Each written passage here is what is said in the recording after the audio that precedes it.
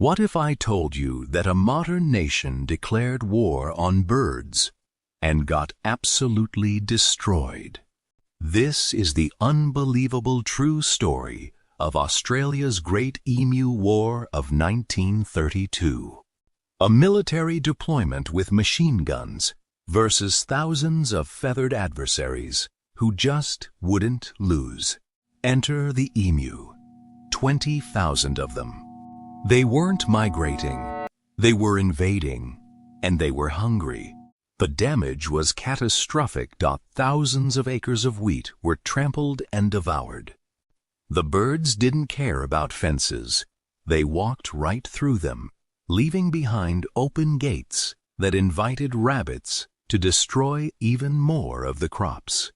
The farmers, already broke, were now staring at total ruin. The desperate farmers did what anyone would do. They pleaded with the Minister of Defense for help. They expected maybe some fences or a little financial aid. But the government had a much more aggressive, brilliant idea. They decided to send in the military to handle the problem once and for all. Major G.P.W. Meredith of the Royal Australian Artillery was put in charge.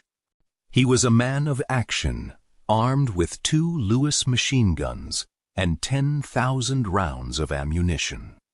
He believed he was leading a standard military operation, never suspecting that his enemies would be the toughest birds on the planet. He thought this would be an easy, quick-win operation. With modern firepower and a trained crew, he imagined the birds would surrender at the first sound of gunfire. But as he rolled into the field, he was about to face an enemy that didn't follow the rules of human warfare.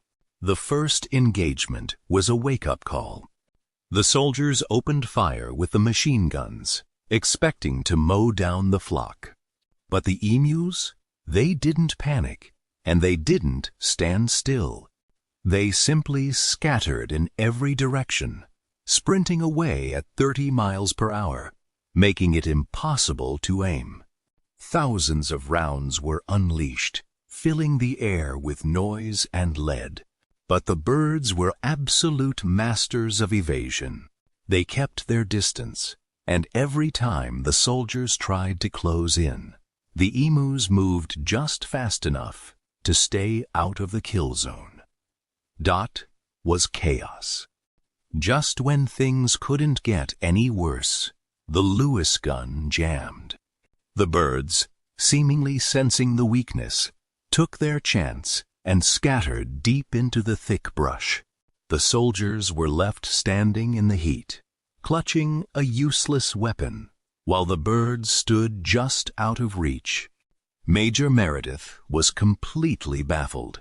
He reported that the birds seemed to have their own intelligence. He had fired a massive amount of ammo, and the result was nearly zero. These weren't just birds. They were proving to be nearly bulletproof. He had truly underestimated his enemy. Within days, the local press had a field day. Headlines like, "Army defeated by birds," made international news. The government was humiliated. A professional military, equipped with heavy weaponry, was being made to look like fools by a bunch of oversized, flightless chickens. Meredith decided to try a new tactic. He mounted a gun on the back of a truck, hoping to chase the birds down at high speed.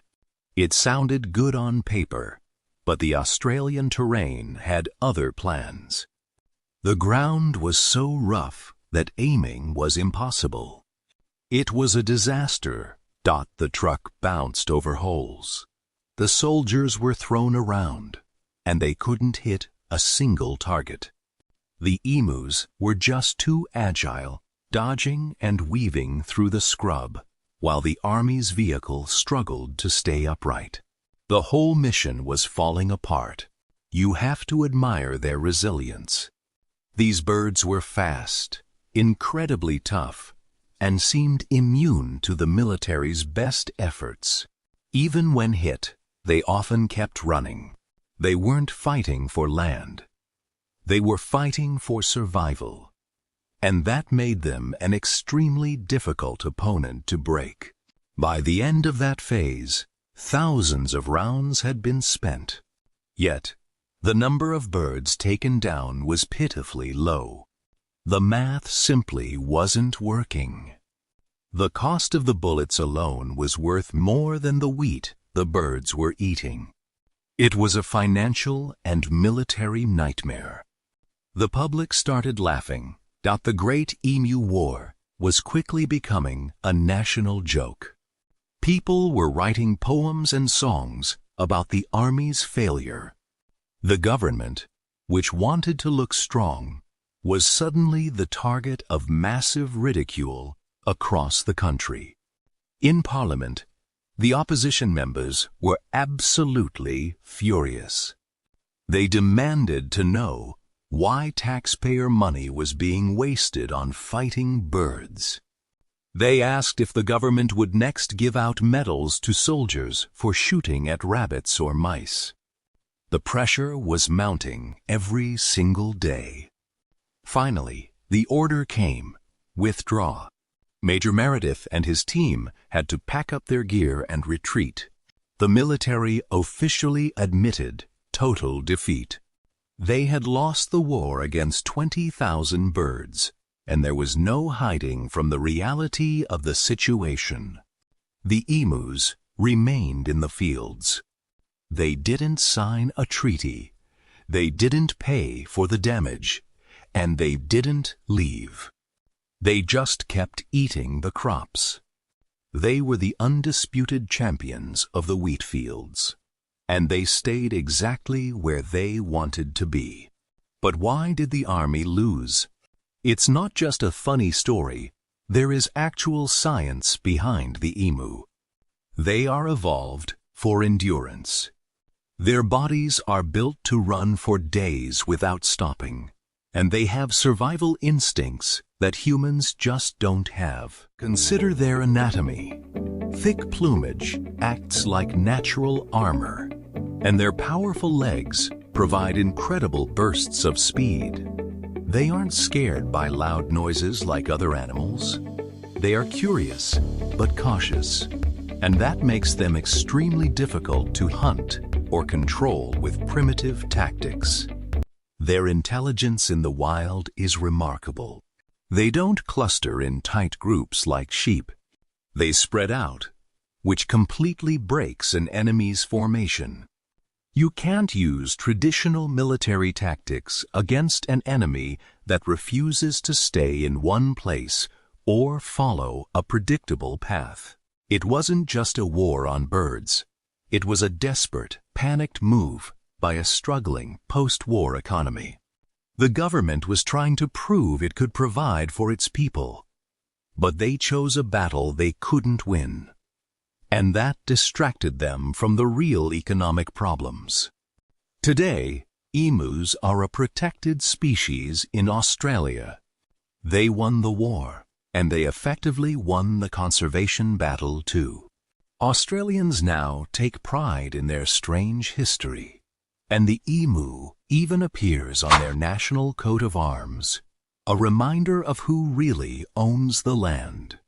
History is truly full of strange wars, but none as weirdly hilarious as this one. It reminds us that humans often think they are the masters of nature, only to realize that nature has its own set of rules that we cannot always control. Poor planning, the wrong weapons, and severely underestimating the enemy, a classic military failure. If the army had treated the emus like a pest control problem instead of a military operation, things might have ended differently. But they played the game by the wrong rules. We can learn a lot from this event. Sometimes, force is not the solution. Nature simply cannot be controlled by machine guns or trucks. It requires understanding and patience. something the soldiers in 1932 clearly lacked as they charged into the fields.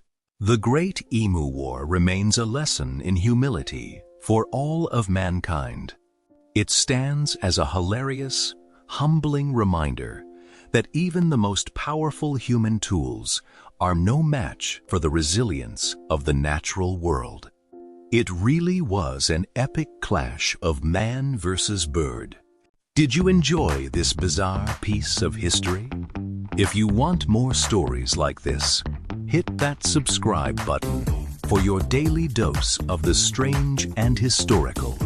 We uncover the weirdest events in human history every single week, and you don't want to miss what's coming next.